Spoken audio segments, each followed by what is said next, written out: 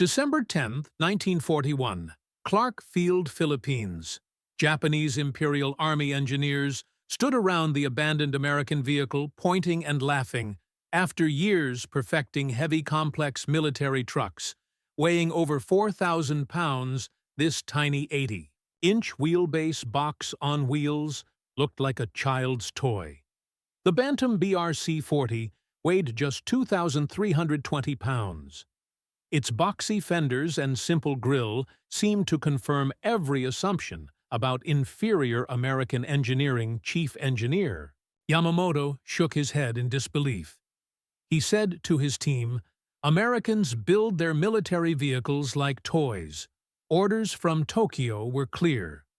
Test everything captured. Learn their weaknesses." Against their better judgment, they fueled up the little American machine. Within minutes of the first test drive, the laughter stopped completely. The lightweight vehicle climbed hills. Their heavy trucks couldn't touch. It moved through mud that stopped Japanese vehicles cold. Most shocking of all, two soldiers could actually move it when stuck. Something impossible with 4,000-pound Japanese trucks. Engineer Yamamoto radioed his superior with words that would change automotive history forever. "Sir, we need to talk. The American vehicle. It works. What happened?" Next would shatter assumptions about vehicle design and start a revolution that continues today. The humid Philippine air hung heavy with smoke and the acrid smell of burning fuel as Chief Engineer Yamamoto Kenji stepped through debris scattered across Clark Field. 3 days had passed since the Imperial Japanese Army's lightning strike seized the American air base, and now came the careful work of cataloging captured equipment. Yamamoto's team of automotive specialists moved between abandoned vehicles with clipboards and measuring tapes, their assignment clear: evaluate American military engineering for weaknesses that could be used. When Private Tanaka called from behind a damaged hangar, Yamamoto expected another standard American truck or staff car. Instead, he found his engineering team in a loose circle, their voices full of surprise and amusement. At the center sat what looked like the smallest military vehicle any of them had ever seen. The Bantam BRC-40 measured just 80 inches from bumper to bumper. Its boxy olive-drab body sat on tiny tires. Yamamoto walked slowly around the vehicle, his trained eye taking in details that seemed to prove American manufacturing took shortcuts. The fenders were flat metal panels, bent at right angles, no smooth curves or fine pressing techniques. The grille was simple, vertical slats, like a farm tractor. Most telling of all, the whole vehicle seemed to weigh less than half of Japan's lightest military truck. "Sir, look at this!" Construction called out senior engineer Watanabe, and the small Jeep soon proved its value everywhere in the war. He ran his hand along the side of the vehicle and said, "Completely flat surfaces. No real structure at all. They just built a box and put it on wheels." The other engineers nodded, laughing harder, as they found more signs of what looked like cheap American work. Yamamoto lifted the hood and looked inside. The small Continental 4-cylinder engine was only 1,830, 5 cubic centimeters, and made just 48 horsepower. Their own Japanese trucks used engines with the same power, but carried twice the weight. The cooling system was simple, just a radiator. No extra fans or air ducts. The electrical parts were only 6-volt pieces, like in normal cars, not army machines. "Gentlemen," Yamamoto said firmly, "after 15 years of building Japanese military vehicles, I can tell you this shows everything wrong with American mass production. They gave up strength for speed, skill for shortcuts, and good engineering for cheap and easy answers." He pointed to the light, thin frame. "This thing wouldn't last a week in real combat. in China's mountains, or the jungles of Southeast Asia. The little bantam looked weak, beside the strong Japanese trucks his team had made. Those had thick steel frames, tough springs, and engines that worked in any weather. The Americans used thin metal and simple parts, while Japan used heavy steel and smart, complex designs that came from years of careful work. Then Private Tanaka found a small notebook behind the driver's seat. It was the maintenance log, and it showed details that matched what they thought. The Bantam had arrived at Clark Field only 4 months earlier and was one of 1,500 made between March and July 1941. That speed shocked Yamamoto. No serious army truck could be built so fast. Sir called Engineer S, who was checking underneath. This vehicle has 4-wheel drive.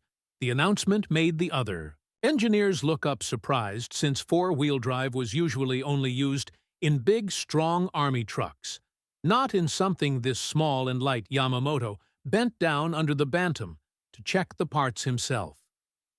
He saw that the American engineers had really built a full 4-wheel drive system, but they had done it with the same simple style used on the rest of the Jeep. Instead of a fancy multi-part system, like on real military trucks, they used a plain 2-speed setup that could switch while driving. The front axle looked strong enough, even though the body was light, but Yamamoto still doubted it would last long in battle. When the afternoon sun burned over the airfield, he finished his early notes. The Bantam BRC-40 seemed to show everything. He thought about American design, fast, cheap, and careless about long-term quality. He planned to report all these weak points to the Imperial General Headquarters. Then a message came through the radio from Tokyo. All captured gear had to be fully tested before reports could be sent. Yamamoto sighed, knowing they had to actually drive this American toy before they could call it useless. He was sure the test would only prove him right. No machine built with so many simple parts could work well. In real war, his team got ready for the test. Feeling confident Japanese engineering would win easily, but none of them knew their laughter would end soon. Engineer Watanabe turned the key without care, expecting failure. The small Continental engine gave one cough, then began to run smoothly and steady. Surprising everyone, Yamamoto sat in the passenger seat, with his clipboard ready to write down the problems he was certain would appear, proving that American engineering was weak. The first surprise came when Watanabe pushed the clutch and shifted into first gear. Instead of the usual hard grinding sound heard in big army trucks, the gear changed smoothly, almost like a normal car. The engineers glanced at each other in shock. Watanabe pressed the gas slowly, expecting weak power from the small 48-horsepower engine. But the Bantam jumped forward right away, like a quick, nervous horse. In only 50 yards, it reached a speed that Japanese trucks needed twice the space to get interesting. Acceleration, Yamamoto said, writing notes, though he believed it was just because the vehicle was too light, not because it was better built. Let us see how it handles real ground, he added. Watanabe turned the wheel toward rough land past the airfield, where the rain had made mud and deep ruts that often trapped Japanese trucks. The little Bantam looked too small, and its thin tires seemed useless for such roads, which only made Yamamoto more sure it would fail. The first test hill had rocks and soft dirt left by rain. Yamamoto knew how hard it was for their own trucks to climb such slopes, often needing many tries. He expected the American Jeep to spin its wheels and get stuck. Watanabe pulled the small lever for 4-wheel drive. It clicked. Instantly, no extra steps, no delay. The Jeep started climbing with surprising power. Instead of sliding, it moved smoothly up the hill, each tire gripping the ground with perfect balance. The traction control seemed far smarter than Yamamoto thought possible.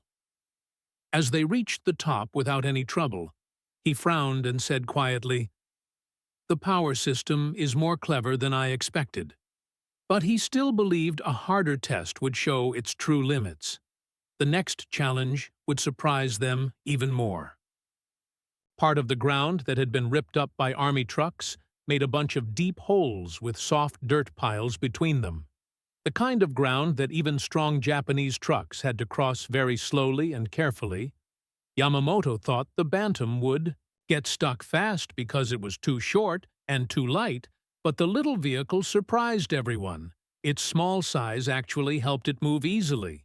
Where long Japanese trucks would have been trapped, its short body could move between the holes with amazing quick turns, and its light weight helped it glide over soft dirt that would trap heavy ones. The biggest surprise came at a muddy spot, where other trucks had made a thick mix of clay and water. Yamamoto had seen Japanese trucks sink there before and need hours of digging to get free, so he was sure this tiny American machine would also get stuck. Watanabe drove straight into the mud, and for a second it looked like Yamamoto was right. The front wheels slipped deep, but then the simple four-wheel drive system showed how smart it really was. Power moved quickly to the wheels that still had grip, and because the vehicle was light, it didn't push itself deeper. Soon, they rolled out of the mud, like it was nothing. Yamamoto looked down at his clipboard, trying to make sense of what he saw, because it went against everything he believed about good army trucks. For the last test, Watanabe drove the Bantam so it got stuck between two big rocks in a Japanese truck. That would mean getting men with shovels, and maybe another truck to pull it out. But here, he and Yamamoto just lifted the back end and moved it themselves. The Bantam was so light, only about 230 pounds, that two men could do what usually took machines. This ability turned what was usually a big problem into something small and easy to fix. As they drove back to the airfield, Yamamoto started thinking about numbers that went against everything he believed about how army trucks should be built. The Bantam had 8¼ inches of ground space under it, compared to only 6 inches on Japanese trucks. It could turn in just 17½ feet, while Japanese trucks needed 28 feet. Even more shocking, it had 42 pounds for each horsepower, while Japanese trucks had over 80 pounds per horsepower. Watanabe stopped beside their command truck and turned off the engine. The quiet that followed felt heavy. Both men knew what it meant, but didn't say it out loud. Everything they had seen in the last half hour proved their first judgments wrong. Yamamoto slowly picked up his radio, knowing he was about to admit a huge mistake. He said, "Sir, we need to talk the American vehicle. It works." The next morning before sunrise, they started taking the Bantam BRC-40 apart inside a captured hangar at Clark Field. Yamamoto brought his best engineers and used fine measuring tools from the American workshops. What began as a simple check of enemy gear now felt like a careful dig through something historic. Every single part would be measured, weighed, and studied. Engineer Sato started with the body panels, using small measuring tools to check metal thickness in many spots. What he found broke all the old ideas about how military trucks were made. Japanese trucks used heavy steel 3 to 5 millimeters thick, but the American panels were only 1.6 millimeters. Yet they were still strong enough. Sato studied the doors and locks and said, "The way they built this is totally opposite. Instead of using thick metal for strength, they made it strong through shape. The Americans bent and folded thin metal in smart ways to make it stiff." The folding front window part was especially clever, showing how American design focused on light, smart strength instead of heavy, tough weight, had the power to move soldiers' supplies and weapons faster than any army in history could imagine. The idea that one tiny vehicle could be made hundreds of thousands of times and sent anywhere in the world changed everything. Japanese trucks were built, like fine machines one at a time with great care. But the Americans were building mobility itself, mass-produced and ready to go. Yamamoto stared at the folded windshield, again realizing it was more than a clever feature. It was proof of an entire way of thinking, every part of the Bantam, from its thin metal to its simple drive system, showed purpose-built efficiency. Watanabe ran more tests, noting how quickly parts could be removed and replaced. Everything was designed for field repair by ordinary soldiers, not expert mechanics. The axles, the transmission, even the seats could be swapped with simple tools. This was no accident. It was a philosophy. Make it small, make it light. Make it easy to fix, and then build so many that losing one doesn't matter. As the team continued measuring and recording, Yamamoto found his admiration growing. Though he did not say it out loud, he understood what it meant. The Americans had not just made a machine, they had created a system, a way to give every soldier power, speed, and connection on the battlefield. When the full report reached Tokyo, senior officers would struggle to believe the findings. A 2320-pound vehicle that could climb hills, cross mud, float over soft ground, and still be carried in massive numbers across oceans seemed almost impossible.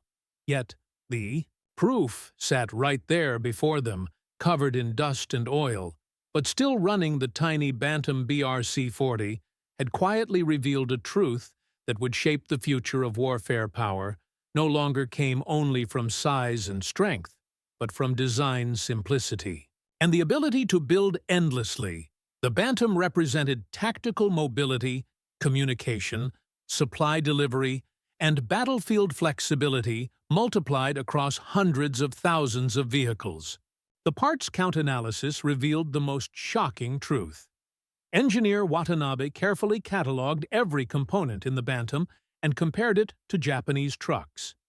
The American Jeep had 90% fewer parts than similar Japanese vehicles. Where Japanese trucks used complex assemblies with many subcomponents, the Americans designed single parts that did multiple jobs. The electrical system showed this approach perfectly. Japanese trucks had separate switches, relays, and junction boxes for each function, with long wiring that could easily fail. The Bantam combined multiple functions into single components, with standard connections any trained mechanic could fix. They removed complexity without losing capability, Yamamoto noted as he studied the data. Every choice favored fast production and easy field maintenance over intricate engineering. This was the opposite of Japanese practice, where mechanical complexity and precision defined quality. The body design revealed the deepest American innovation. Japanese trucks needed skilled craftsmen to shape curved panels with old metalworking methods that hadn't changed since the 1920s. Each panel was shaped, welded, and finished by hand, taking much time and labor. The Bantam used flat panels bent at right angles with no complex shaping. Any ordinary factory could produce these quickly, with simple tools.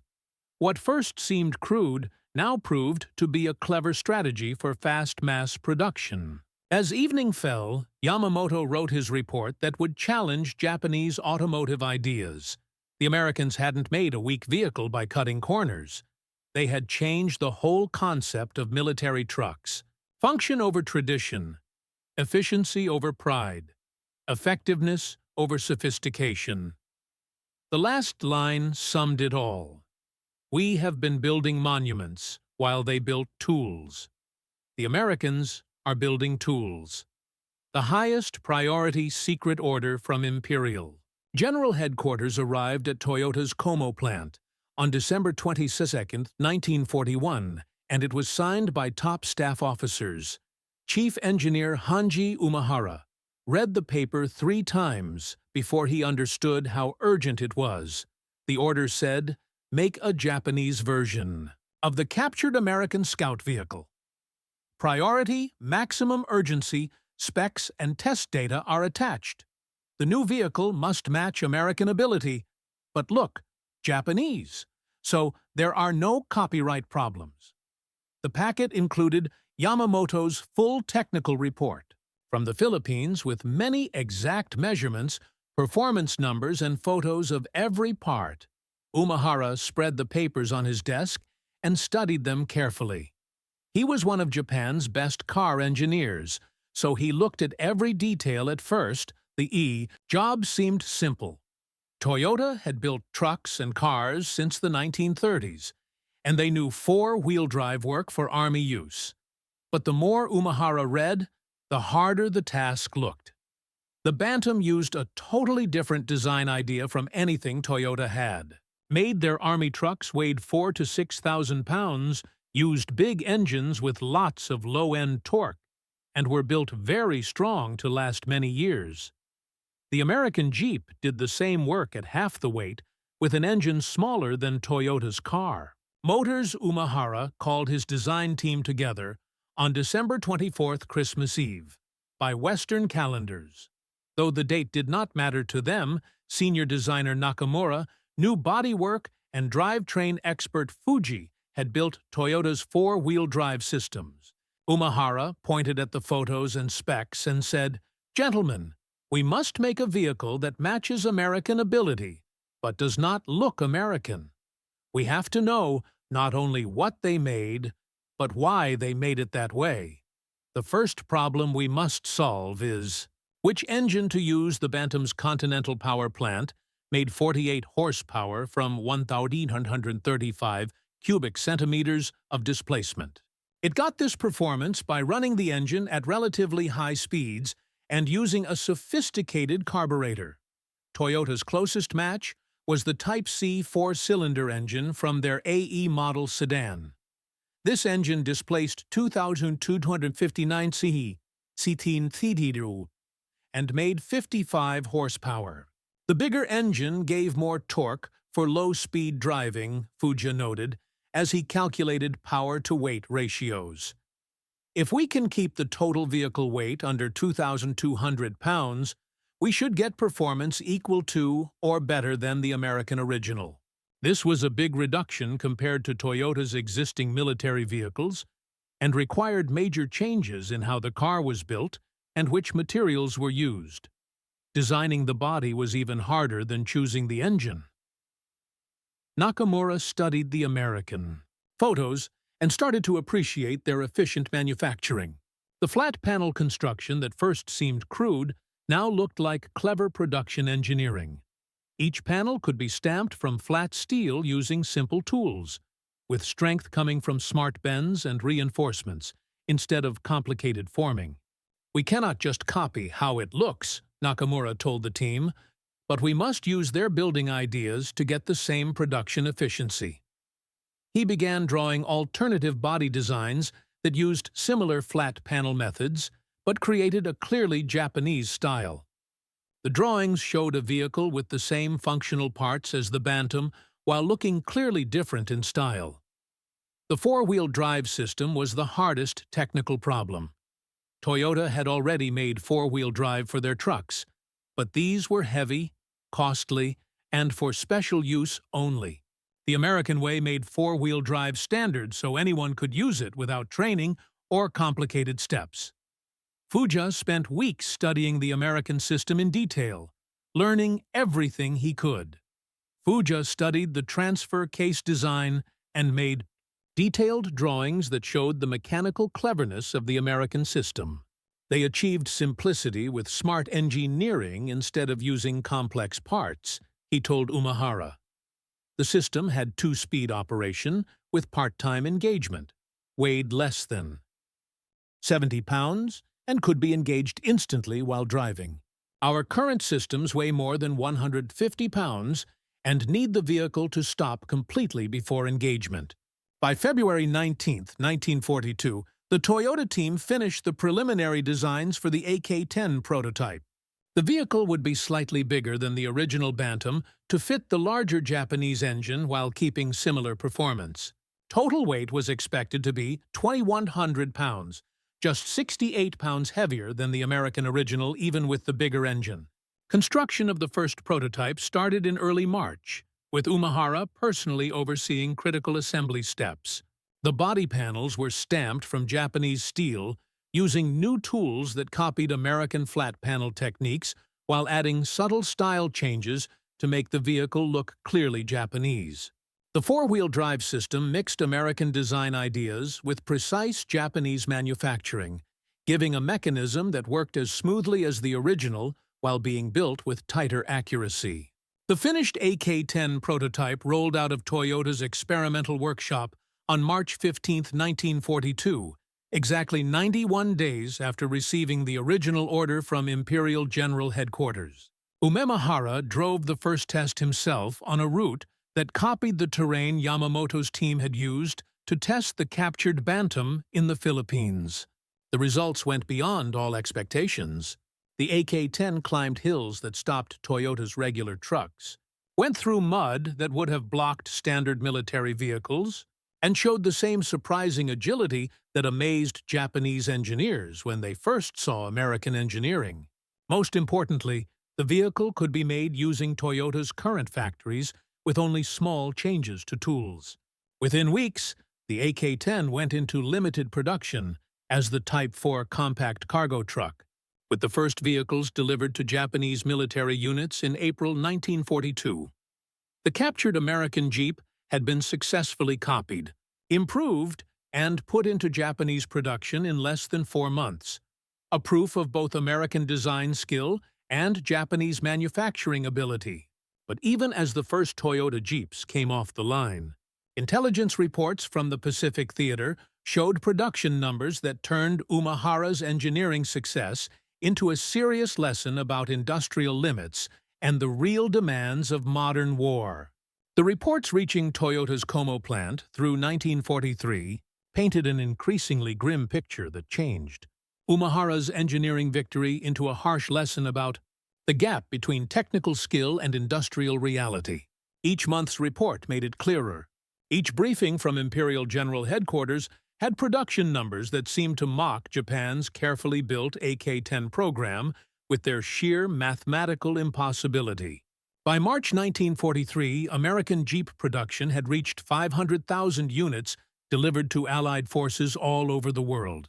Willys Overland alone was making more than 1,500 vehicles every day at their Toledo plant, a rate higher than Toyota's total monthly production for all types of vehicles. Ford's Rouge plant was adding another 1,000 Jeeps every day to the American military, while dozens of subcontractors were making parts at scales that dwarfed Japan's whole car industry. Umehara stood in his office, looking at production reports that showed the harsh math of industrial war. Toyota had only finished 463 AK-10 vehicles since production started in April 1942. Each vehicle was a success of Japanese engineering, carefully put together by skilled workers who knew every mechanical detail of their work. But the Americans were making more Jeeps in one day than Toyota had built in 11 months. Material shortages that started to affect production in late 1942 revealed bigger problems in Japan's war economy. Steel for civilian vehicle production was cut by 30% in January 1943, then another 40% in June.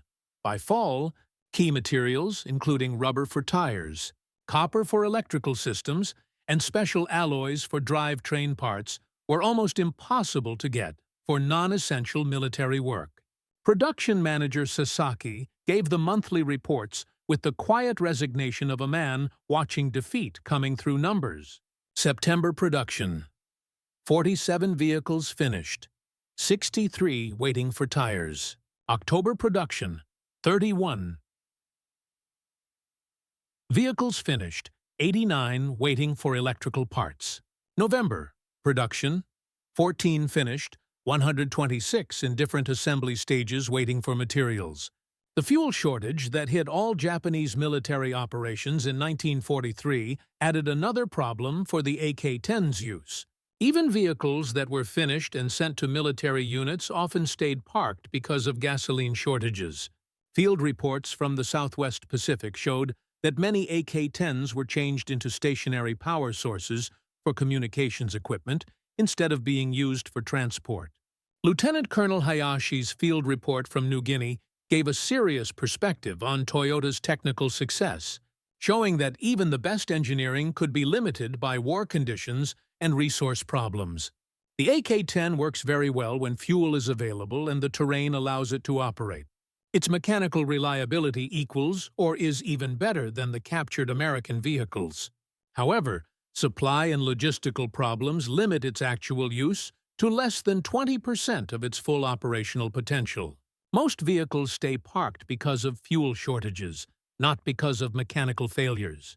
The difference with American logistics became very clear as intelligence reports showed the huge scale of Allied supply operations.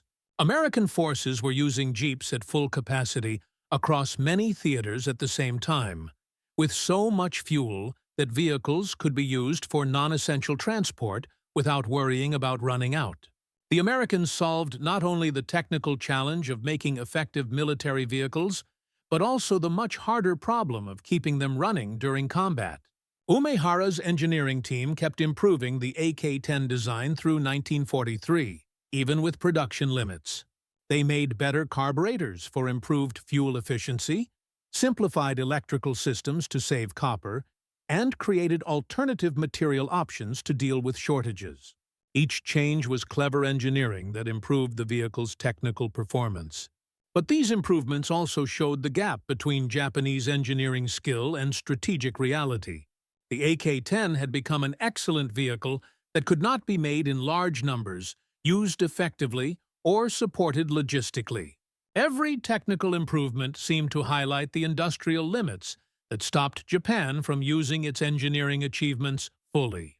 Production finally stopped in March 1944 when steel for civilian vehicle making was completely cut off. The last AK-10 rolled off Toyota's assembly line on March 27th, bringing total production to 497 units, fewer than American factories made in just 8 hours of normal work. Chief Engineer Yamamoto, who started the program after studying the captured Bantam in the Philippines, visited Toyota's Como plant in April 1944 to inspect the closed AK-10 production line. He walked through empty assembly bays where advanced tooling sat unused, studying the precise manufacturing machines designed to copy American mass production methods at Japanese quality standards. "We successfully decoded their engineering principles," Yamamoto said, as he looked at the technical drawings covering Umehara's office walls. "We made manufacturing processes that matched their efficiency and even exceeded their precision. We built a vehicle that performed better than their original design." He paused and pointed toward the window that looked out over the quiet production floor. "What we could not copy was their industrial system," he said. The numbers that defined the AK-10's story were not in the technical specifications, but in the production statistics that showed the limits of engineering skill without industrial power. 497 Japanese vehicles were completed, compared to more than 650,000 American Jeeps made by the end of the war. Technical superiority became meaningless because of simple math. Umehara's final wartime report to Imperial General Headquarters had one sentence that summed up the whole program's hard lesson. "We successfully copied their engineering. We could not copy their factories." The captured Bantam had taught Japanese engineers how to build better military vehicles, but it could not teach Japanese industry how to build them in the huge numbers that modern war needed. As 1944 ended and Japan's military situation got worse on all fronts, the AK-10 program stood as a monument to Japanese engineering skill and the harsh reality of industrial warfare. The vehicle that promised to give Japanese forces mobility equal to American equipment instead became a symbol of technical success made useless by strategic limits that no amount of engineering skill could fix. Come.